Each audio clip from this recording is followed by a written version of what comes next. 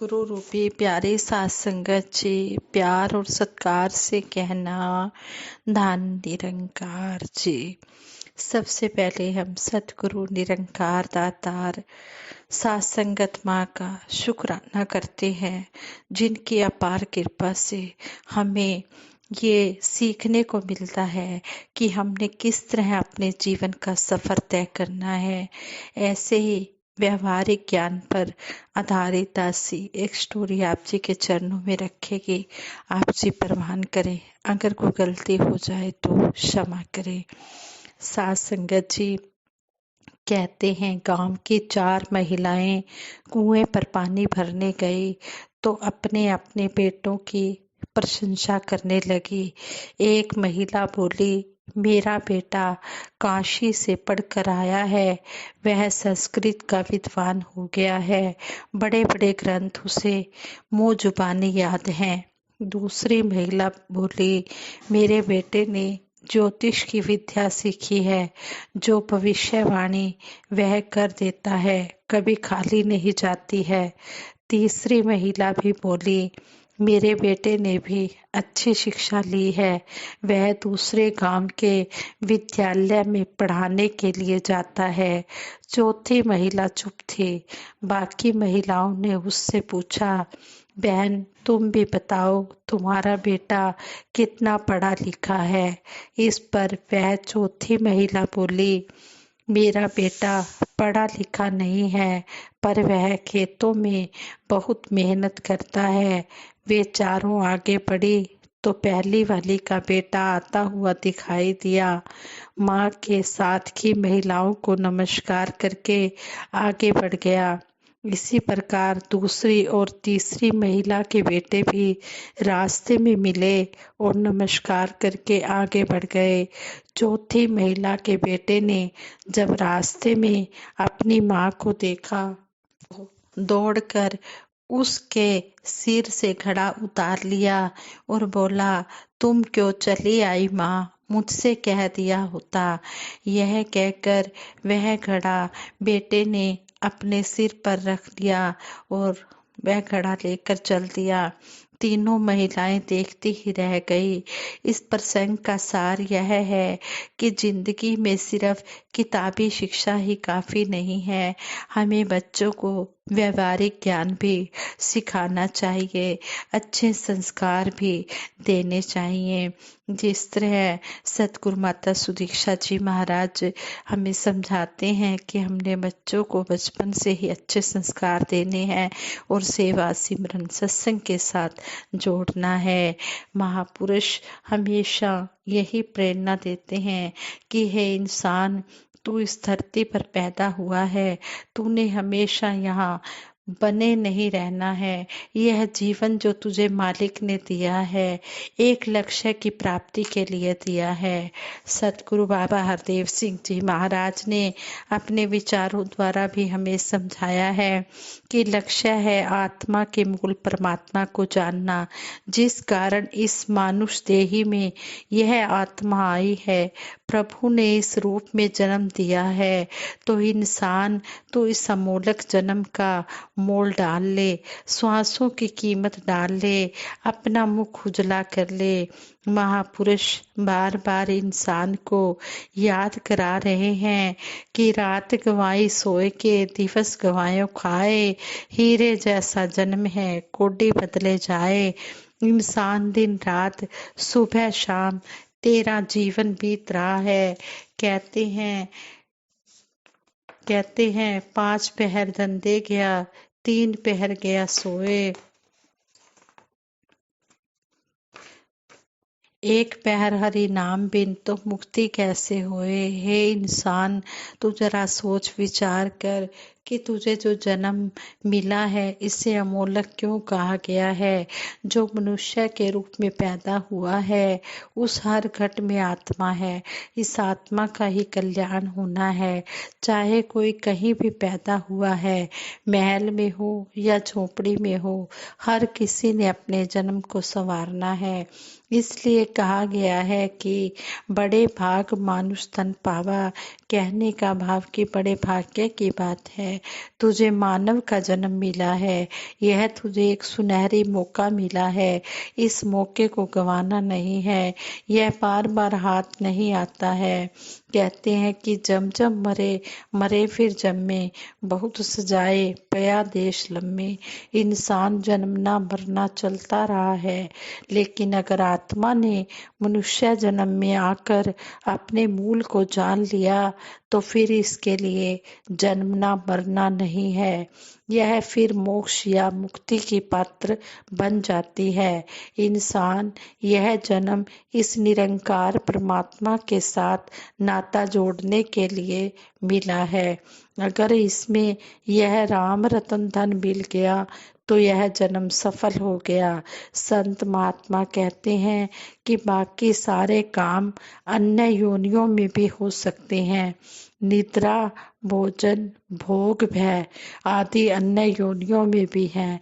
किसी पशु की तरफ आप पत्थर उठाकर सिर्फ एक्शन ही करो, फेंको नहीं, तो भी वह पशु अपनी जगह से हिल जाएगा। इंसान की तरफ भी आप वही एक्शन करो तो इंसान भी हिल जाएगा कि कहीं पत्थर ना फेंक दे मेरे सिर पर। भय निद्रा भी होती है। भोजन आहार भी हम लेते हैं, पशु पक्षी भी भोजन आहार लेते हैं। जल में रहने वाले सूक्ष्म से अति सूक्ष्म जंतु भी आहार लेते हैं। इसी प्रकार भोग भी सारे योनियों वाले कर रहे हैं, इंसान भी कर रहे हैं। तो कहते हैं कि निद्रा, भोजन, भोग, भय ये पशु पुरख समान है। ज्ञान अधिक एक नरन में, ज्ञान बिना पशु जान है। यही एक विभाजन रेखा है। उससे परे जब इंसान निकल जाता है, सत्य का ज्ञान प्राप्त कर लेता है, अपने मूल को जान पाता है, तो जन्म सफल हो जाता है। महापुरुष यह संदेश युगों युगों से देते आ रहे हैं कि इंसान इस समय को व्यर्थ नहीं गंवाना है। सबसे पहले इसी काम को प्रेफरेंस देनी है, क्योंकि अगले श्वास का पता नहीं है। अभी अगले श्वास का पता नहीं है, किस पल श्वासों की लड़ी टूट जाने वाली है। लेकिन आत्मा की यात्रा सीमित नहीं है, शरीर की यात्रा सीमित है। सीमित के लिए बहुत कुछ करते हैं, लेकिन आत्मा तो सीमित नहीं है। इसलिए इसको अपने मूल की पहचान करवानी जरूरी है, वरना तो अज्ञानता बनी ही रहेगी। अज्ञानता बनी रहेगी तो जन्म मरण भी बना हुआ है, भ्रम बंधन भी बने हुए हैं। यह एक सच्चाई है कि इंसान, यह जो जन्म तुझे संसार में दिया गया है, तूने इसकी अहमियत को जानना है। यह ठीक है कि जन्म मिला है तो संसार के साथ हमने संबंध भी रखना है, लेकिन सबसे ज्यादा अहमियत देनी है इस सत्य को, इस परमात्मा को। इस तरह हमें सतगुरु हर पल समझा रहे हैं कि पूर्ण परमात्मा यानी कि कण कण में जो व्यापक है, इसको जान लो, इससे आगे कुछ भी नहीं है। भगवान श्री कृष्ण जी ने विराट के दर्शन करवाए अर्जुन को। आज हमने मन में कुछ तस्वीरें बना ली हैं कि मुख खोला तो अंदर दिख गया। भाव यह है कि मुख खोला यानी महावाक इस सत्य का जो कण कण में व्यापक है, जर्रे जर्रे में है, ऐसे परमात्मा निरंकार को जानने की प्रेरणा दी जा रही है। जिन्होंने इसे पा लिया है वो धन्य हो गए हैं, उनका संसार में आना सफल हो गया है।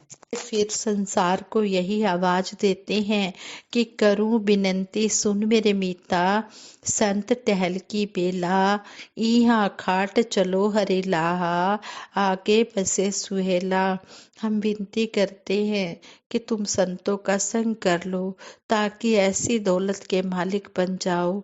मीरा ने भी यही राम रतन धन पाया, कबीर जी भी इसी नाम धन को पाकर अपने आप को धन्य मानते रहे। उन्होंने कहा कि नाम धन जिस जन के पल्ले से ही सच्चे शाह। इस नाम धन की दौलत को जानने के लिए बार बार आवाज दी जाती है, परंतु इंसान सुनकर भी अनसुनी कर देता है। इंसान इसकी अहमियत का एहसास ही नहीं करता है, इसलिए बार बार संतों महापुरुषों को जगाना पड़ता है। अगर यह जागा हुआ होता तो जगाने की जरूरत नहीं थी, परंतु इंसान सोए रहते हैं। कहा भी गया है कि पुरनूर जिंदगी की सहर खो रहे हैं लोग, सूरज चढ़ा हुआ है मगर सो रहे हैं लोग। कहने का भाव कि जगाना पड़ता है। महापुरुष कहते हैं कि दिन चढ़ा हुआ है और तू सो रहा है। कोई दोपहर तक सोया रहे हमारे घर में तो कितने बेचैन हम हो जाते हैं। बड़े बुजुर्ग जो घर में होते हैं वे कहते हैं इसे अकल ही नहीं है, इतने जरूरी काम है, दोपहर हो गई है, एहसास नहीं कि काम करना है, काम पर जाना है, अपनी जॉब पर जाना है, अपनी शॉप पर जाना है, अपना बिजनेस करना है, जरूरी काम करना है। दोपहर चढ़ गई है लेकिन अभी तक ये सोया हुआ है। इसी प्रकार गफलत की नींद में इंसान सोए रहते हैं और महापुरुष संत जन गुरु पीर पैगंबर इसको जगाते रहे हैं। श्री गुरु रामदास जी, संत नामदेव जी भी जगाते हैं, संत रविदास जी भी जगा रहे हैं। जो जाग गए उनका कल्याण हो गया और जो सोए रह गए वो लुट गए। कहते हैं कि जो सोवत है सो खोवत है, जो जागत है सो पावत है। जो जाग जाता है वह पा जाता है और जो सोया रहता है वह गंवा बैठता है। इसलिए महापुरुष संतजन कहते हैं कबीर बेड़ा जर्जरा फूटे 6,000, हर वे तिर गए डूबे जिन सिर भार। यह शरीर जर्जर है, पता नहीं कहाँ पर यह नाव डूब जाने वाली है। हजारों छेद हैं इसमें, कभी भी डूब जाए। महापुरुष संतजन इंसान को कह रहे हैं कि इंसान यह पार उतरने की बेला है। भव सागर से पार उतरना तभी संभव है अगर हम संतों का संग करके यह मर्म जान लेते हैं, वरना तो डूबते ही है। इस तरह सतगुरु हमें हर पल इस परम पिता परमात्मा के साथ जोड़कर हमारे जन्म का जो उद्देश्य है वो बताकर हमारे जन्म मरण के बंधन काट रहे हैं। जिन्होंने भी इस परम पिता परमात्मा को जान लिया है उन्होंने अपना जन्म सुहेला तो कर ही लिया है, लोग सुखी कर ही लिया है, साथ में परलोक भी वो अपना संवार रहे हैं। दातार ऐसी कृपा करे कि सभी इंसानों को सुमति मिले और सभी इसी प्रकार प्यार के साथ रहें और सारे विश्व में रहने वाले इंसान इस हकीकत को जान पाएं ताकि वे भी प्रेम पूर्वक जीवन जिएं, अमन चैन सुकून के साथ विचरण करें और एक दूसरे की पीड़ा हरते चले जाएं, एक दूसरे के सहयोगी होते चले जाएं और इस प्रकार प्यार वाला वातावरण, सुकून चैन वाला ये वातावरण बनता चला जाए। साथ संगत जी, ये विचार करते हुए दासी से बहुत सी गलतियां हुई होंगी, उन गलतियों के लिए आप जी क्षमा कर देना, आगे के लिए सद्बुद्धि देना, सद्विचार देना, सद्मार्ग देना। संगत जी प्रेम से कहना धन निरंकार जी।